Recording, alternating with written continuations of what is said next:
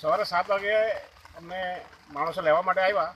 એ દરોડા ખાડી આગળ માણસો ફસેલા છે અને તેમાં બચાવ કામગીરી કરવા માટે અમે તાત્કાલિક આવ્યા અને ગામના માણસો જોડે માણસોને રેસ્ક્યુ કર્યા છે.